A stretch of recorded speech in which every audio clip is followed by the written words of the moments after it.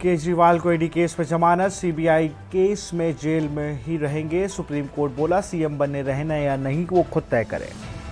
हाथरस हादसे पर supreme court पर सुनवाई से इनकार, कहा हाई कोर्ट जाए, याचिका में जांच कमेटी की मांग की गई थी। सीएम योगी ने किया अवध शिल्पग्राम में आम महोत्सव का शुभारंभ, किसानों को किया सम्मानित। 800 से ज्यादा किस्मों के आम की लगी प्रदर्शनी। हरियाणा विधानसभा चुनाव में बीएसपी इंग्लो गठबंधन का हुआ, मायावती ने एनडीए और इंडी गठबंधन को घेरा। बहन का शव कंधे पे लेकर 5 किलोमीटर चले भाई, लखीमपुर में एक भाई थकता तो दूसरा उठाता था शव, बाढ़ की वजह से इलाज नहीं करा पाए। यूपी के 800 गांव बाढ़ में डूबे, दिल्ली लखनऊ हाईवे पर 3 फीट तक पानी। आप देख रहे हैं के न्यूज, खबरों का सारथी। नमस्कार, स्वागत है आपका देश की बात में। मैं हूं आपके साथ विशाल पंडित। रुक करते हैं खबरों का। गुरुग्राम के मानसेर इलाके में कार्यक्रम का आयोजन किया गया, जिसमें मुख्य अतिथि के तौर पर सीएम नायब सिंह सैनी ने शिरकत की और लाल डोरे के दायरे में रहने वाले लोगों को स्वामित्व पत्र व रजिस्ट्री दी गई। शहरी और ग्रामीण इलाके में रहने वाले लोगों को एक बड़ा फायदा इससे मिला है। वहीं हजारों की संख्या में लोगों को यहां स्वामित्व पत्र बांटे गए हैं। 2019 में बीजेपी की तरफ से लोगों से वादा किया गया था कि लाल डोरे के दायरे में रहने वाले लोगों को उनकी जमीन का मालिकाना हक दिया जाएगा। इसी कड़ी में सरकार द्वारा आयोजित कार्यक्रम में सीएम नायब सिंह सैनी ने हजारों लोगों को स्वामित्व पत्र दिया जो शहरी और ग्रामीण इलाके में रह रहे हैं। सीएम नायब सिंह सैनी ने सेक्टर 82 में एक जनसभा को संबोधित भी किया। सेक्टर 82 में आने वाले गाँव के लोग इस जनसभा में शामिल हुए, तो वहीं दर्जनों RWUA के लोग भी जनसभा में मौजूद रहे। इस मौके पर सीएम नायब सिंह सैनी ने लोगों को सरकार की तमाम जनकल्याणकारी योजनाओं के बारे में जानकारी दी। GMD की बैठक के अंदर हमने गुरुग्राम के प्लान को लेकर के और जिन समस्याएं थी उनको पर चर्चाएं की। बहुत सारे ऐसे कार्य जिनको अप्रूवल दी गई है। यहाँ चाहे स्वच्छता को लेकर के उसको भी गंभीरता से लिया गया है कि यहाँ पर किसी प्रकार की समस्या या दिक्कत ना रहे, क्योंकि गुरुग्राम एक विकासात्मक सिटी है, मजबूती से आगे बढ़ने वाला ये शहर है और यहाँ पर लोगों को कोई समस्या का ना होनी चाहिए। उसके समाधान के लिए हमने विभिन्न योजनाओं को कल अप्रूवल दी है। आज मुझे खुशी है कि आज एक बहुत बड़े कार्यक्रम के निमित्त मैं मानेसर के अंदर आया था।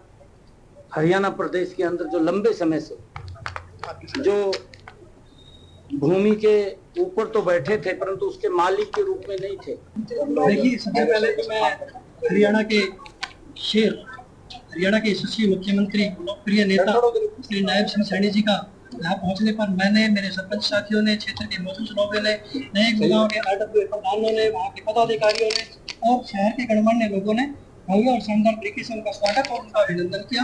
मैं तमाम नए गुरुग्राम के अपने साथियों का, तमाम अपने सरपंच साथियों को, क्षेत्र की सरदारी का दिल की गहराइयों से हार्दिक धन्यवाद व्यक्त करता हूँ। आभार व्यक्त करता हूँ। एक छोटे से संदेश में 24 घंटे के समय में वो इतनी बड़ी संख्या में माननीय सीएम साहब नायब सिंह सैनी जी को यहाँ सुनना है, उनका अभिनंदन करना है, उनका स्वागत करना है। मैं सभी आए हुए अपने साथियों का दिल की गहराइयों से हार्दिक धन्यवाद और आभार व्यक्त करता हूँ।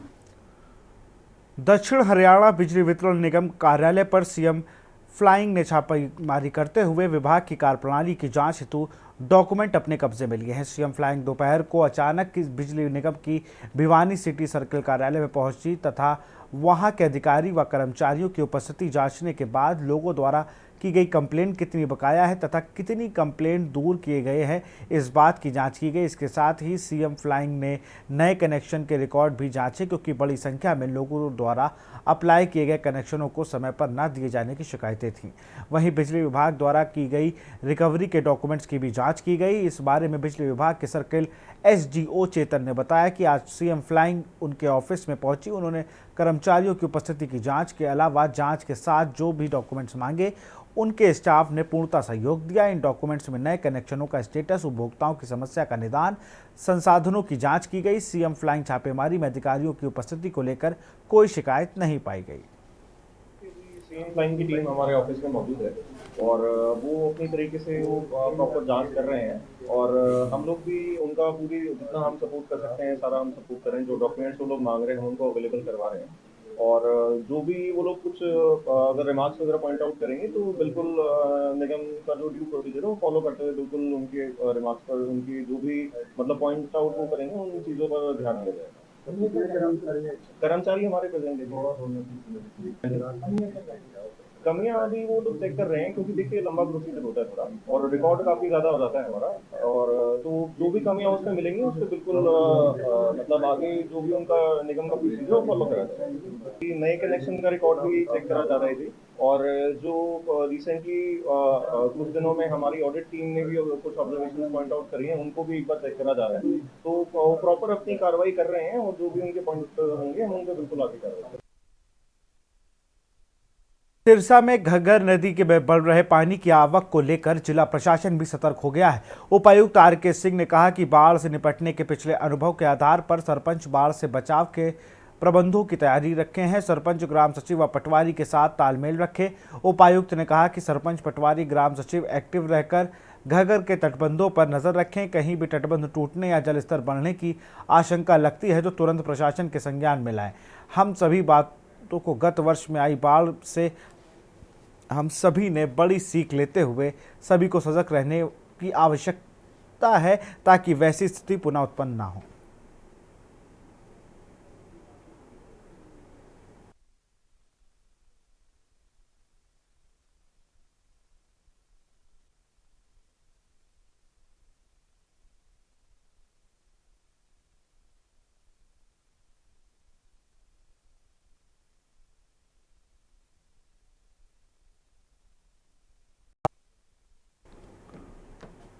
खबर लखनऊ से है। पेशी पर आए कैदी कोर्ट से फरार। लखनऊ से खबर, पेशी पर आए कैदी कोर्ट से फरार। पेशी से आए कैदी कोर्ट से फरार। गैंगस्टर लूट चोरी केस में पेशी पर आया था कैदी। कोर्ट परिसर के लॉकअप से भागा कैदी।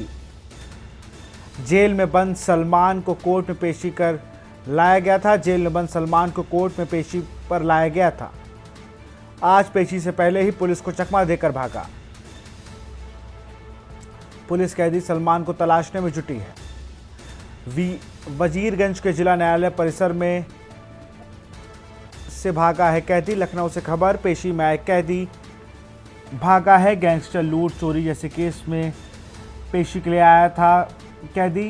कोर्ट परिसर से भागा कैदी। जेल में बंद सलमान को कोर्ट में पेशी के लिए लाया गया था। जेल में बंद सलमान को कोर्ट में पेशी पर लाया गया था। आज पेशी से पहले ही पुलिस को चकमा देकर भागा।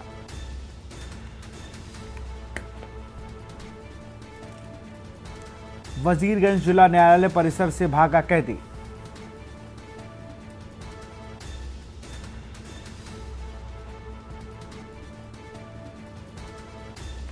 और इसी खबर पर अधिक जानकारी के साथ शिवा शर्मा हमारे साथ जुड़ चुके हैं फोन लाइन पर। शिवा, अगर बात की जाए तो एक बड़ी घटना है जिस तरीके से पुलिस लेकर आती है कैदी को और कोर्ट परिसर से ही कैदी फरार हो जाता है।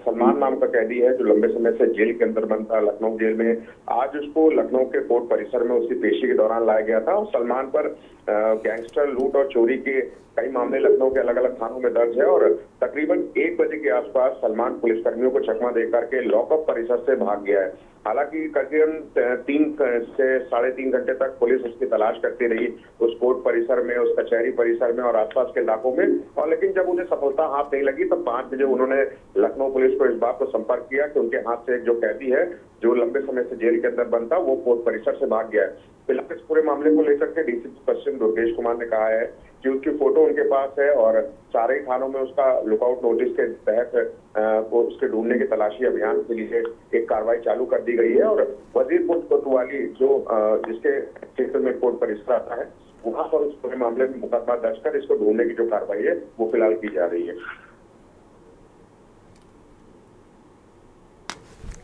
बहुत बहुत शुक्रिया शिवा तमाम जानकारी के लिए आपका। वजीरगंज जिला न्यायालय परिसर से भागा है कैदी।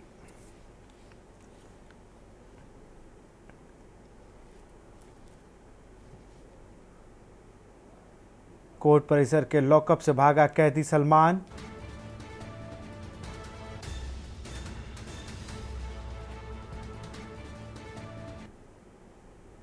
खबर आपको हमीरपुर से बता रहे हैं। सवारियों से भरी ऑटो अनियंत्रित होकर पलटी। ऑटो में सवार 9 लोगों में 6 गंभीर रूप से घायल। ऑटो में सवार 9 लोग में 6 गंभीर रूप से घायल। रोड में कुत्ता आ जाने से अनियंत्रित होकर पलटा ऑटो। सभी घायलों को एम्बुलेंस के सुमेरपुर PHC भेजा गया। ऑटो में सवार 9 लोगों में से 6 गंभीर रूप से घायल। रोड में कुत्ता आ जाने के अनियंत्रित होकर पलटा ऑटो। सभी घायलों को एम्बुलेंस से सुमेरपुर PHC भेजा। रोड में कुत्ता आ जाने से अनियंत्रित होकर ऑटो पलटा। सभी घायलों को एम्बुलेंस से सुमेरपुर PHC भेजा गया। घायल 4 लोगों को जिला अस्पताल में कराया गया भर्ती। सुमेरपुर थाना क्षेत्र में ये घटना हुई है। हमीरपुर से खबर आपको बता रहे हैं। सवारियों से भरी ऑटो अनियंत्रित होकर पलटी। ऑटो में सवार 9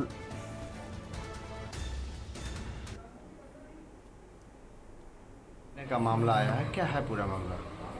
मामला ऑटो पलट गया जैसा कि राहगीरों ने बताया है।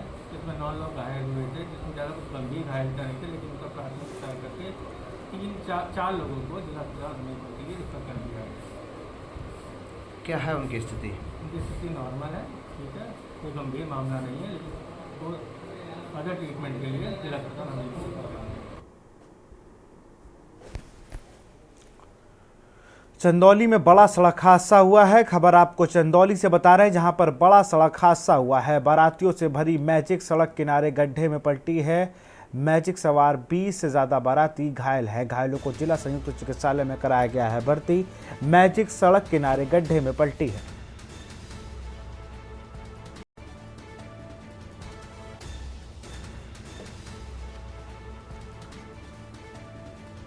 चार की हालत गंभीर, वाराणसी ट्रामा सेंटर रेफर किए गए हैं। एम्बुलेंस की मदद से सभी को पहुंचाया गया अस्पताल। बबूरी थाना क्षेत्र के उत्तरौत मंदिर जा रहे थे लोग। चकिया थाना क्षेत्र के फिरोजपुर गांव के पास की ये पूरी घटना बताई जा रही है। मैजिक सड़क किनारे गड्ढे में पलटी है। चंदौली से खबर है। मैजिक सवार 20 से ज्यादा बाराती घायल।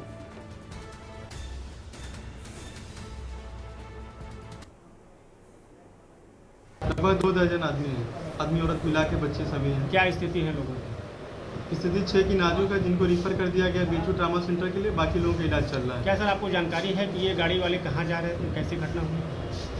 नहीं, इसका तो अभी हम लोग इलाज ही कर रहे हैं, तो पूरी जानकारी नहीं मिल पाई है। हम लोग अभी इलाज में ही लगे हैं। 6 लोग ट्रामा सेंटर हो? हाँ, 6 लोग ट्रामा सेंटर रिफर हो गए। खबर रायबरेली से है। दबंगों को नहीं रहा पुलिस का भय। रायबरेली से खबर, दबंगों को नहीं रहा पुलिस का भय। जांच करने पहुंची पुलिस के सामने दिखाई गुंडई। अपने विपक्षी को दबंग ने दी भद्दी भद्दी गालियां। पुलिस के सामने जान से मारने की धमकी दी गई। पुलिस के सामने जान से मारने की दी धमकी। मौके पर खड़ी पुलिस बनी रही तमाशवीन। पूरी घटना का वीडियो सोशल मीडिया पर हो रहा है वायरल। मौके पर पुलिस बनी रही तमाशवीन। ऊंचाहार कोतवाली क्षेत्र के रामचंद्रपुर का ये पूरा मामला बताया जा रहा है, जहां पर रायबरेली में दबंगों को बिल्कुल भी पुलिस का भय नहीं है। जांच करने पहुंची पुलिस की टीम के सामने ही अपने विपक्षी को दबंगों ने दी है भद्दी भद्दी गालियां और पुलिस के सामने जान से मारने की धमकी दी है।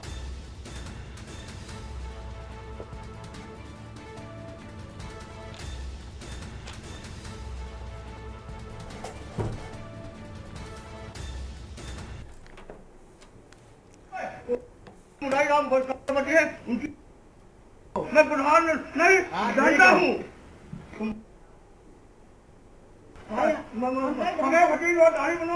कोई मतलब नहीं। खबर आगरा से है। आगरा पुलिस को मिली बड़ी सफलता। पुलिस ने अंतर्राज्यीय गैंग का किया खुलासा। आगरा पुलिस को मिली बड़ी सफलता। पुलिस ने अंतर्राज्यीय गैंग का किया खुलासा। लोगों के साथ गैंग करता था टप्पेबाजी। पुलिस ने 5 टप्पेबाजों को किया गिरफ्तार। फिरोजाबाद से संचालित था ये गैंग। 5 आरोपियों से 2000 नगद, ऑटो बरामद। टप्पेबाज रुपयों के बदले कागज की छोड़ जाते थे गड्डी। थाना एतमादपुर पुलिस ने भेजा जेल। आगरा पुलिस को मिली बड़ी सफलता। खबर फर्रुखाबाद से है। जनपद के थाना कमालगंज क्षेत्र के ग्राम गोपालपुर में मुकदमे की रंजिश को लेकर दबंगों ने मारपीट की, जिसमें पति पत्नी सहित 3 लोग बुरी तरह जख्मी हो गए।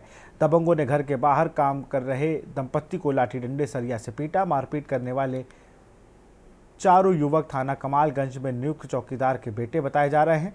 बता दें कि बीती 4 जुलाई को दबंगों ने रात्रि में पीड़ित के घर में घुसकर लड़कियों से छेड़छाड़ की थी। पीड़ित द्वारा दर्ज कराए गए मुकदमे की रंजिश को लेकर मारपीट हुई है।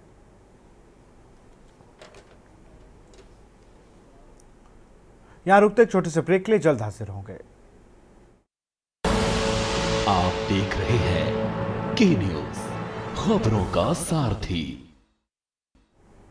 ब्रेक के बाद आपका स्वागत है। खबर फर्रुखाबाद से है। फतेहगढ़ स्थित कलेक्ट्रेट सभागार में फर्रुखाबाद के जिलाधिकारी डॉक्टर वीके सिंह की अध्यक्षता में समीक्षा बैठक आयोजित की गई। बैठक के दौरान की गई समीक्षा में वाणिज्य कर विभाग की वसूली बहुत कम पाए जाने पर जिलाधिकारी डॉक्टर वीके सिंह द्वारा भारी नाराजगी जताते हुए कहा गया कि कोई भी जीएसटी का अधिकारी कार्य में रुचि नहीं ले रहा है। शासन को पत्र लिखकर मुख्यालय स्थित जांच कराकर कार्रवाई की जाएगी। समीक्षा के दौरान स्टाम्प एवं निबंध विभाग की राजस्व प्राप्ति लक्ष्य से कम पाई गई है। परिवहन विभाग की राजस्व प्राप्ति लक्ष्य से कम पाई गई। ARTO की निर्देशित किया गया है कि अपेक्षित सुधार करे व परिवर्तन की कार्रवाई तेज करे। विभाग द्वारा डग्गामारी पर प्रभावी कार्रवाई नहीं की जा रही है। विद्युत विभाग की राजस्व प्राप्ति कम पाई गई है। जिलाधिकारी द्वारा निर्देशित किया गया कि विद्युत की आपूर्ति बार बार बाधित न हो। जितने भी ढीले तार हैं उन्हें टाइट किया जाए और क्षतिग्रस्त पोलों को तत्काल बदला जाए।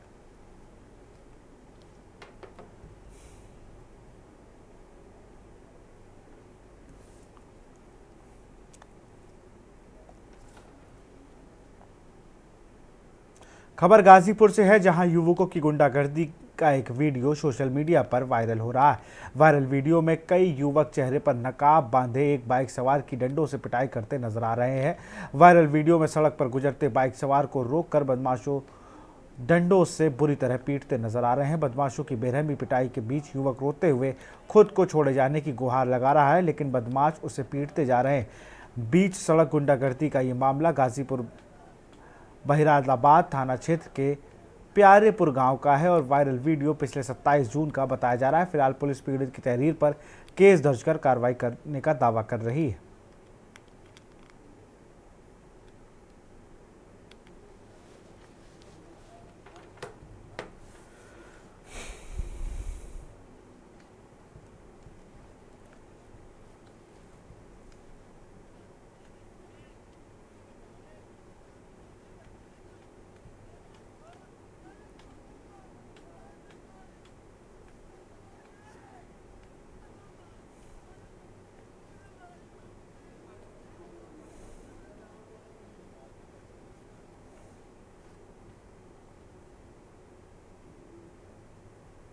देखिए, आपसी विवाद में कुछ सिंह के दुकान पे काम करने को लेकर आपसी विवाद था 2 पक्षों में। इन्हीं पे आपस में विवाद होने के फलस्वरूप इनमें लड़ाई झगड़ा हुआ था और इसमें पूर्व में ही 28/6 को ही अभियोग पंजीकृत किया जा चुका है। कुछ लोग हिरासत में भी लिए गए हैं, पूछताछ की जा रही है और मेडिकल रिपोर्ट और बाकी अन्य साक्ष्यों के माध्यम से इसमें विधिक कार्रवाई की।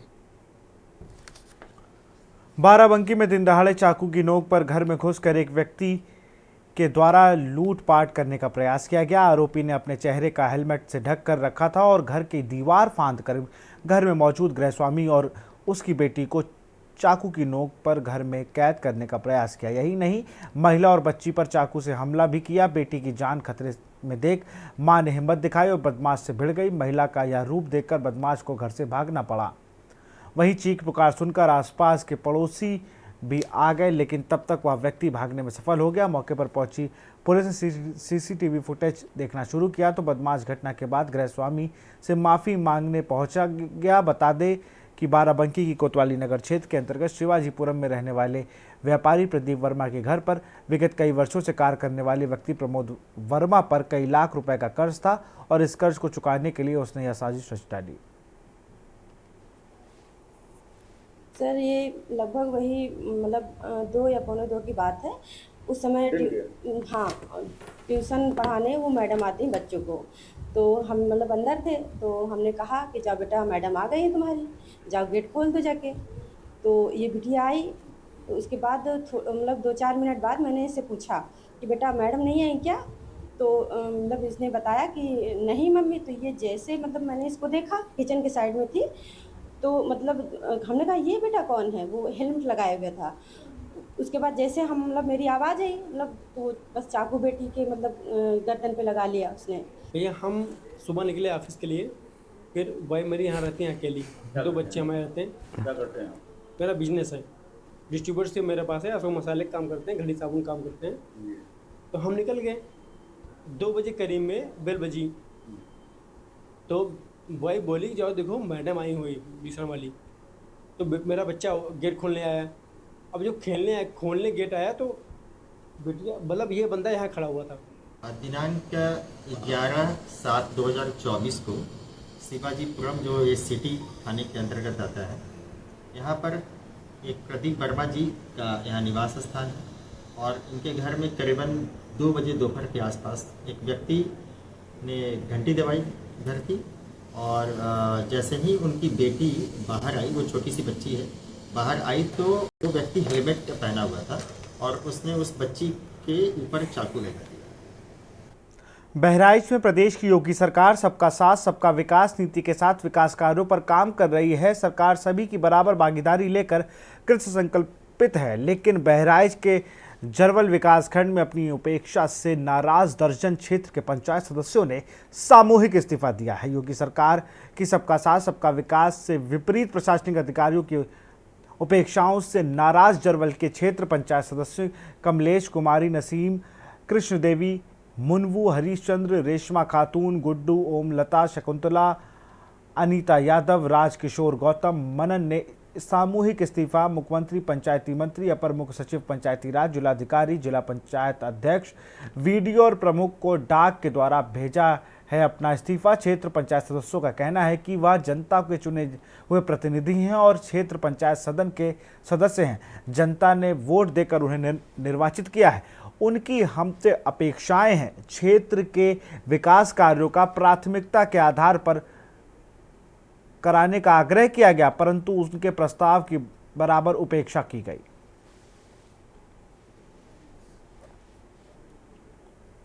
खबर जालौन से है, जहां चुरखी थाना क्षेत्र के नूरपुर निवासी किसान ने पुलिस अधीक्षक को प्रार्थना पत्र देकर आरोप लगाया है कि उसके ही गांव के दबंग भूमाफिया ने उसकी जमीन पर जबरन कब्जा कर रखा है और फर्जी ही 2 लाख देने की बात कहकर जमीन को खरीद लिए है। पीड़ित के मुताबिक फर्जी कागज बनाकर सबको कागज दिखा रहा है, जबकि हमने अपनी जमीन किसी को नहीं बेची है। जिसकी शिकायत हमने संबंधित थाने में की तो उल्टा ही थानेदार द्वारा हमें दोषी ठहरा दिया गया। मामले को लेकर अपर पुलिस अधीक्षक ने जांच के आदेश दिए हैं।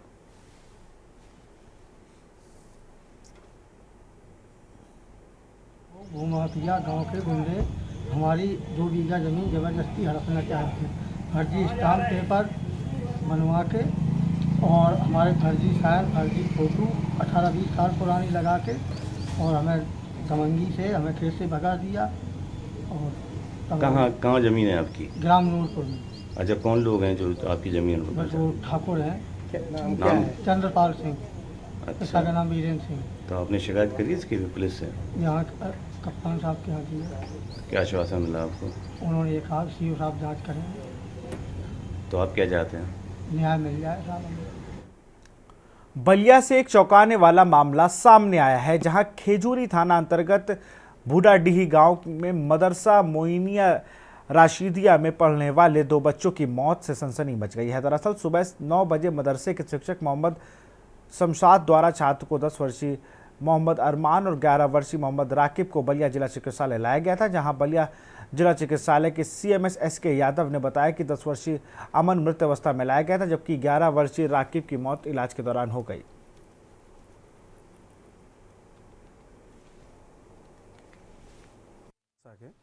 उनके द्वारा आकस्मिक विभाग में जिला चिकित्सालय बलिया में मोहम्मद आमान, जिनके पिता का नाम मोहम्मद आलम, निवासी रसूलपुर कटिहार, इनको मृत अवस्था में लाया गया।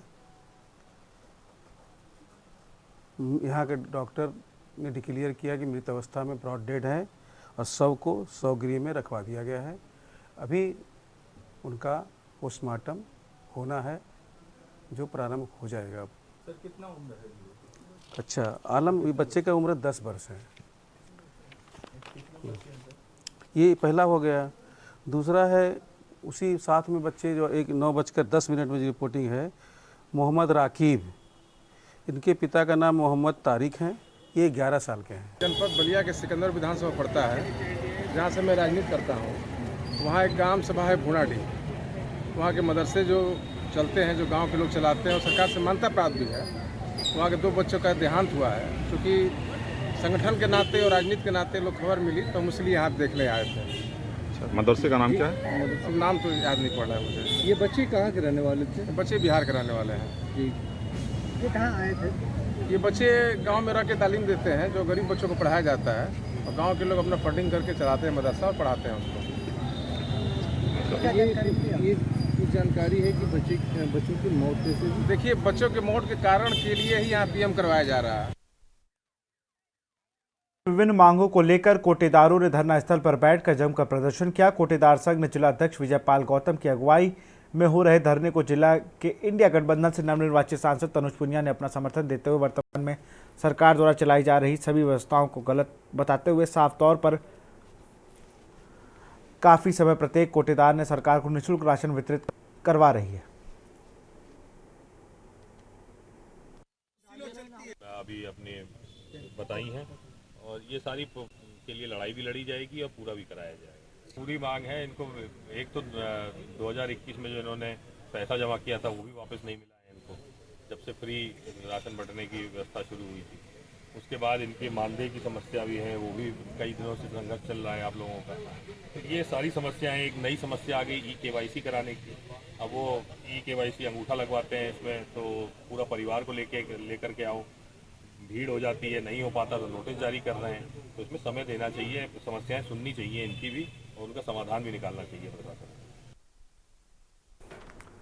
कानपुर में कल चौथी मुहर्रम के जुलूस में हाई टेंशन लाइन करंट की चपेट में आने से एक युवक की मौत हुई थी और 2 लड़के झुलस गए थे। घटना के बाद कानपुर पुलिस ने गंभीरता से लेते हुए आज जुलूस निकालने वालों के साथ बैठक कर सख्त निर्देश दिए। किसी प्रकार के लोहे के रॉड में झंडे या निशान नहीं निकलने चाहिए, अन्यथा कड़ी कार्रवाई की जाएगी। पहले से तय मानकों के साथ ही झंडे और निशान जुलूस में शामिल होंगे। DCP सेंट्रल राम सेवक गौतम ने KNews संवाददाता शहनवाज खान से बात करते हुए बताया कि खासतौर पर बॉक्स फॉर्मेशन में जुलूस को चारों तरफ से घेर कर निकाला जा रहा है। सभी जुलूसों पर बॉक्स फॉर्मेशन में ड्यूटी लगाई गई है और सभी आयोजकगण को हिदायत की दी गई है। साथ ही साथ जो है रैंडम चेकिंग भी हो रही है कि कोई भी लोहे का रॉड प्रयोग ना करे और साथ ही साथ जो है हरा बांस, कच्चा बांस जिसमें नम हो, गीला हो, उसको भी कोई भी दुर्घटना घटित ना होने पाए। और साथ ही साथ जो है जो लंबाई है उसका भी सभी लोग ध्यान रखें। जो निर्धारित मानक है त्यौहार रजिस्टर में जो अंकित हैं उसी के अनुरूप ही अपने अलम को रखें। और साथ ही साउंड बॉक्स में भी अपने जो है एहतियात बरतें। जो माननीय सर्वोच्च न्यायालय के दिशा निर्देश हैं उतने ही साउंड बॉक्स रखें, जिससे कि उनकी तीव्रता जो मानक के अनुरूप है वही रहे। ये सभी आयोजकगण को हिदायत दी गई है। सभी जितने भी मेंबर्स उसमें सम्मिलित होने वाले लोग हैं वो सभी इसका कड़ाई से पालन करें। आज मुहर्रम की 5 तारीख है, जिसको लेकर जुलूस से 2 तरीके से जुलूस निकाला जा रहा है। जिसमें ग्वालटोली को लेकर कल जो बड़ा हादसा जो हुआ था उसको लेकर पुलिस ने आज बड़ी सतर्कता बढ़ा दी गई है। लोगों का ये कहना है जो लोहे की राड है पुलिस उन पर नज़र रख रही है कि कोई भी बच्चा लोहे की राड ना लेकर जुलूस ना निकाले, उस पर पुलिस चप्पे चप्पे पर लोगों पर नज़र रख रही है। अब देखने वाली बात ये होगी कि जुलूस संपन्न से निकाला जा रहा है और किसी तरह कोई जनहानि ना हो। कानपुर से शाहनवाज खान, KNews इंडिया, कानपुर। कानपुर में ग्रीन पार्क को अंतर्राष्ट्रीय टेस्ट मैच की मेजबानी का मौका मिला है। भारतीय क्रिकेट कंट्रोल बोर्ड BCCI ने सितंबर-अक्टूबर में टीम इंडिया के घरेलू मैचों का कार्यक्रम जारी किया है, जिसके तहत भारत और बांग्लादेश के बीच टेस्ट मैच की मेजबानी ग्रीन पार्क स्टेडियम को मिली है। यह मैच 27 सितंबर से 1 अक्टूबर के बीच खेला जाएगा। सांसद ने ग्रीन पार्क स्टेडियम का निरीक्षण किया। इस दौरान उन्होंने UPC और ग्रीन पार्क के पदाधिकारियों के साथ बैठक कर मैचों को लेकर चर्चा की। मैच को लेकर किस प्रकार की तैयारी की जा रही है, साथ ही क्या क्या दिक्कत है स्टेडियम में इस समय, उन सभी पहलुओं पर सांसद ने बताया।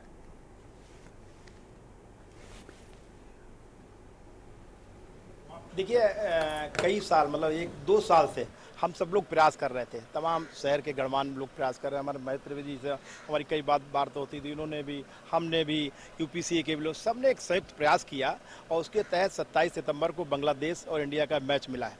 तो ये कानपुर के लोगों के लिए सौभाग्य की बात है, हमारे लिए सौभाग्य की बात है, आपके लिए सौभाग्य की बात है। लेकिन मैंने देखा है क्योंकि काफ़ी दिन हो गए तो वहाँ मैच नहीं हुए, तो आज मैंने ग्रीन पार्क का निरीक्षण किया, काफ़ी कमियाँ देखी। क्योंकि ये बड़ा दुर्भाग्य की बात है कि आज जो ग्रीन पार्क की क्षमता 40,000 से ऊपर हुआ करती थी, आज वो घटकर आप विश्वास नहीं करेंगे कि 15,700 लोगों की सिर्फ रह गई है। तो धीरे धीरे जो बैठने की क्षमता हुई है वो क्षमता कम क्यों हुई है, अभी तक उसको बढ़ाया क्यों नहीं गया, उसके आधार पर ये चीज़ें बड़ी चिंताजनक हैं। तो आज हमने यूपीसीए के अधिकारियों के साथ और अपने खेल मंत्रालय के अधिकारियों के साथ संयुक्त बैठक की, उनकी क्या क्या समस्याएं हैं, उनको कैसे उनका समाधान किया जा सकता है, इसके आधार पर हम बात करेंगे ताकि इसकी क्षमता और बढ़ाई जाए। क्योंकि हम चाहते हैं कि कानपुर में T20 भी हो, IPL मैच भी हो, लेकिन उनके भी कुछ मानक होते हैं। IPL के जो मैच होते हैं वो चाहते हैं कि 35,000 की कम से कम क्षमता हो, वहीं पर हम मैच कराएंगे। तो हमारी क्षमता जब धीरे धीरे 45,000 40,000 से लेके 15,700 रह गई तो कैसे संभव है, वो संभव नहीं हो सकता। तो मैंने यूपीसीए को कहा है, खेल मंत्रालय को कहा कि संयुक्त रूप से अपना आप प्रस्ताव बनाइए और हम सब लोग, हमारे विधायकगण, हमारे महेंद्र जी, हम लोग सब जाएंगे। यहाँ रुकते एक छोटे से ब्रेक ले, जल्द हाजिर होंगे। आप देख रहे हैं के न्यूज, खबरों का सारथी।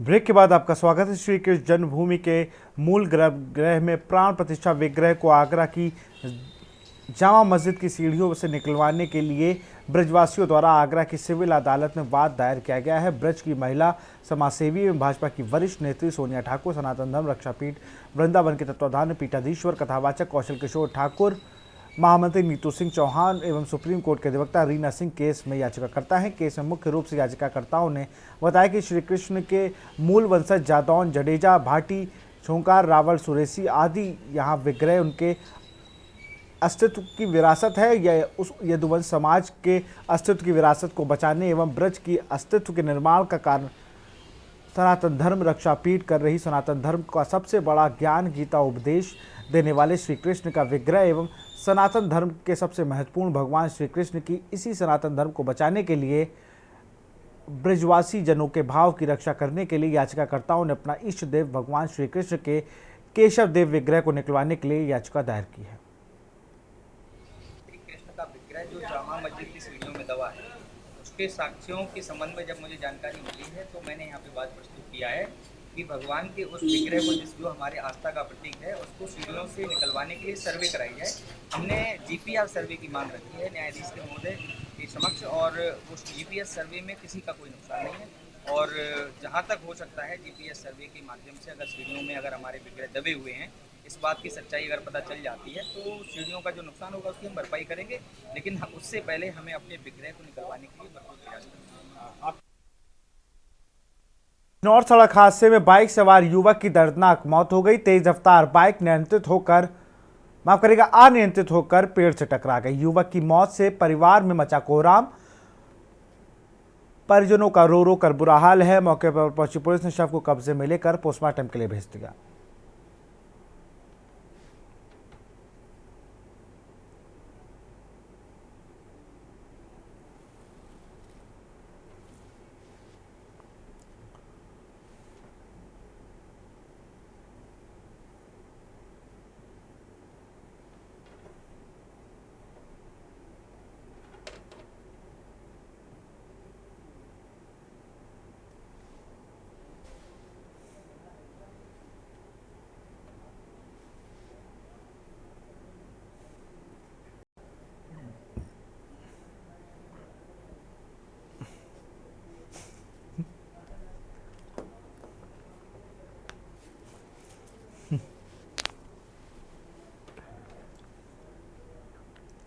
खबर जालौन से है, जहां जनपद जालौन के अलग अलग स्थानों में हुआ सड़क हादसा जिसके एक व्यक्ति की मौत हो गई। आधा दर्जन लोग घायल बताए जा रहे हैं। बता दें कि कोंच कोतवाली क्षेत्र के भदरी मोड़ के पास दो बाइकों की आपस में जोरदार टक्कर हो गई, जिसमें हादसे में दोनों बाइकों सवार 4 लोग की गंभीर रूप से घायल हो गए। राहगीरों ने इलाज के लिए अस्पताल में भर्ती कराया, जहां घायलों की हालत को गंभीर देखते हुए उच्च संस्थान रेफर किया गया।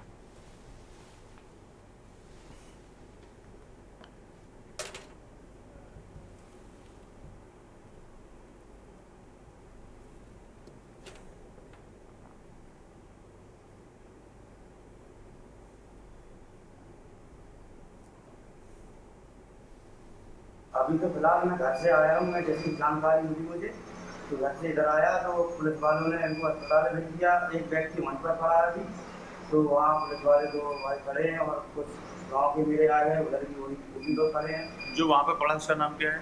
उसका दिनेश नाम है शायद, भाऊ नाम से कहते हैं, दिनेश नाम है शायद। और इनका नाम क्या है? इनका लक्ष्मण कुशवाहा। लक्ष्मण कुशवाहा। ये किस गाँव के निवासी है? ये कहाँ से कहाँ जा रहे थे? ये तो फिलहाल मैं नहीं कह सकता। ये मिठाई बनाते, हलवाई का काम करते थे, या घर से जा रहे थे या उधर से आ रहे थे, उसकी जानकारी मुझे नहीं है। जबकि मुझे सूचना मिली, मैं मोहल्ले का हूँ, तो तुरंत मैंने सुन के गाड़ी करके यहाँ आया अस्पताल, देखा तो डॉक्टर लोग कह रहे हैं इनको रेफर कर रहे हैं हम। कानपुर महापौर प्रमिला पांडे, मंडलायुक्त और सभी अधिकारियों द्वारा स्टैंड और पार्किंग को देखते हुए बैठक की गई और पुलिस उपायुक्त यातायात को जानकारी दी गई। शहर में 2 पार्किंग और अभी तक 20 स्टैंड चिन्हित किए गए हैं, मगर अभी स्टैंड को लेकर नगर निगम द्वारा अधिकृत नहीं किया गया है। चिन्हित स्टैंड में किसी भी प्रकार का कोई भी शुल्क देय नहीं है, सभी स्टैंड निःशुल्क है।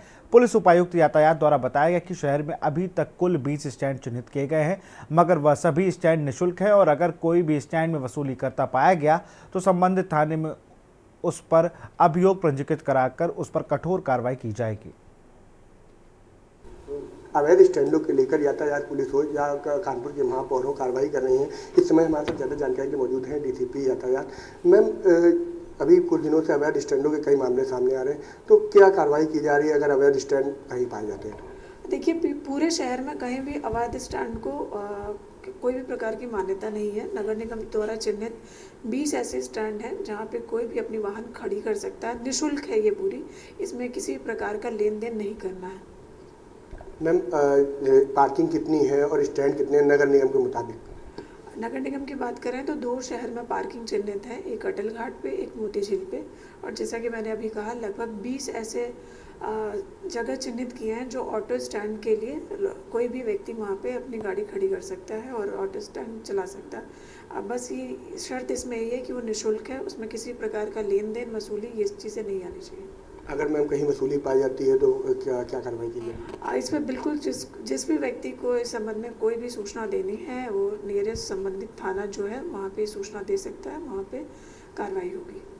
ये हमारे साथ मौजूद थी डीसीपी यातायात, जिन्होंने साफ तौर पे कहा कि अगर किसी भी स्टैंड में वसूली की कोई शिकायत पाएगी तो उस पर कठोर से कठोर कार्रवाई जिला प्रशासन द्वारा की जाएगी। कानपुर से के न्यूज़ से शुभम मिश्रा। बस्ती नगर पालिका परिषद के बोर्ड की बैठक में सभासदों ने जमकर हंगामा किया। हंगामे व विरोध के चलते बैठक स्थगित हो गई। आपको बता दें कि बस्ती नगर पालिका परिषद की बोर्ड बैठक में आज नगर पालिका कार्यालय सभागार में आयोजित हुई। बैठक शुरू होते ही सभी सभासदों ने अधिशासी अधिकारी व नगर पालिका अध्यक्ष पर कई गंभीर आरोप लगाते हुए जमकर बवाल काटा तथा अधिशासी अधिकारी व नगर पालिका अध्यक्ष को संबोधित ज्ञापन दिया।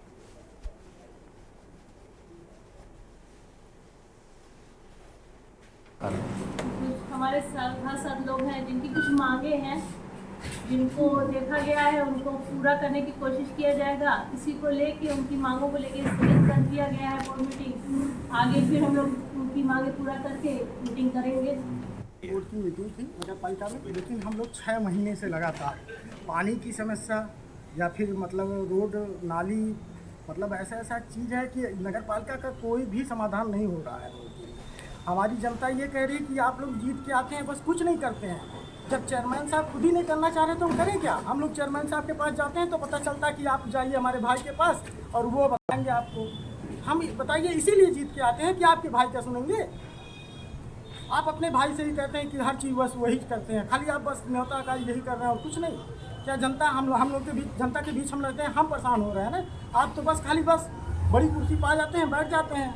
इसके पहले भी 5 साल हम लोग सभासद थे, तब भी जेले, अब भी झेल रहे हैं, वही स्थिति हो रहा है। खबर प्रयागराज से है, जहां राणा प्रवीण जो एक समाज सेविका भी हैं, उनके साथ गाली गलौज और मारपीट का मामला सामने आया है। आपको बता दें कि दरियाबाद प्रयागराज की रहने वाली राणा प्रवीण के साथ आदिल हुसैन ने गाली गलौज के साथ तथा मारपीट की। राणा प्रवीण का कहना है कि यह शख्स रिश्ते में उनका भाई भी है, काफ़ी समय से उनके घर के ऊपर के कमरे में अपने परिवार के साथ रहता है। उन्होंने बताया कि वह उनके साथ आए दिन गाली गलौज और मारपीट करता है। वह घर में अकेले रहती हैं। प्रवीण का कहना है कि पुलिस में शिकायत करने के बावजूद अभी तक किसी तरह की कोई कार्रवाई नहीं हुई।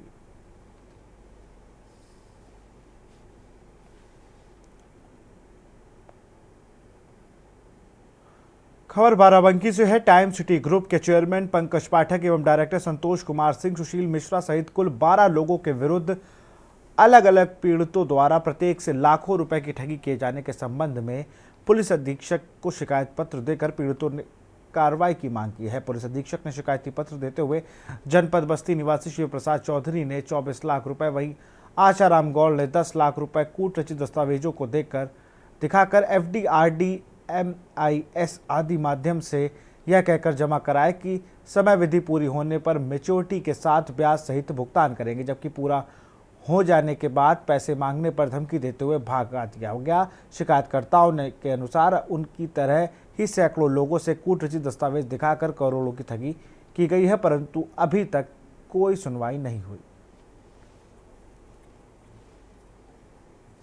टाइम सिटी और फर्जी लाइसेंस दिखा के हम लोग और ये पैसा नहीं दे रहे। कब पैसा जमा किया था, कितना पैसा है?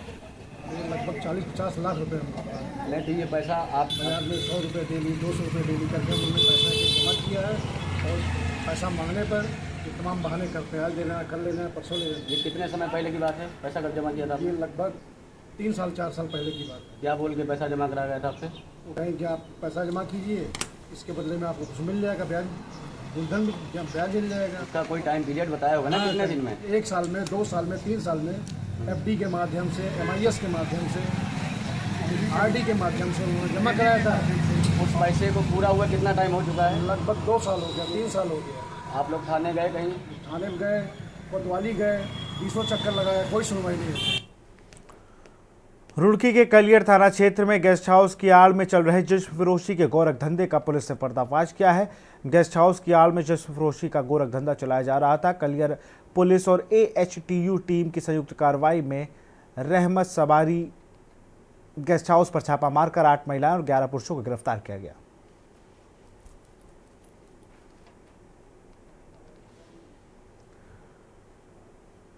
खबर सितारगंज से है। भगवानपुर कोल्डिया में अतिक्रमण हटाने के दौरान विरोध कर रही महिलाओं के साथ कोतवाल द्वारा की गई अभद्रता के खिलाफ शुक्रवार को ग्राम की कई महिलाओं ने SSP कार्यालय के समक्ष प्रदर्शन कर कार्रवाई की मांग की। SSP को लेकर ज्ञापन में कहा गया कि जहां बेटी पढ़ाओ बेटी बचाओ की बात प्रशासन करता है, वहीं उत्तराखंड पुलिस में उपस्थिति कुछ अधिकारियों की महिलाओं को जानवर से भी बदतर समझते हैं।